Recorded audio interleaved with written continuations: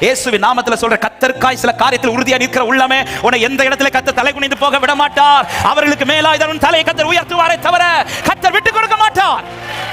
அல்லேலூயா. வேலை பார்க்கிற உள்ளங்கள் இருப்பீர்களானால், அல்லது சில சொந்தங்கள் நடுவில் சில காரியத்தில் உறுதியா இருக்கிற அன்பு உள்ளங்கள் இங்க இருக்கிறீர்கள், உறுதியா நில்லுங்க ஆண்டவருக்காக.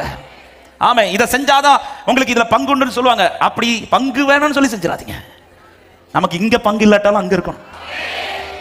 ஆமே, ஹல்லேலூயா. இங்க பங்கு இல்லாட்டா ஒன்றும் நஷ்டமாக போறது கிடையாது.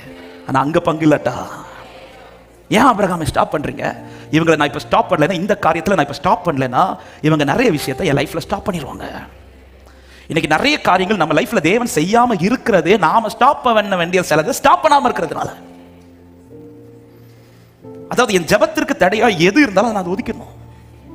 ஆராதனைக்கு தடையா எது இருந்தாலும் நான் ஒதுக்கணும். அதுக்கு நீங்க வீட்டில் போய் புருஷன் ஒதுக்கிறாதே.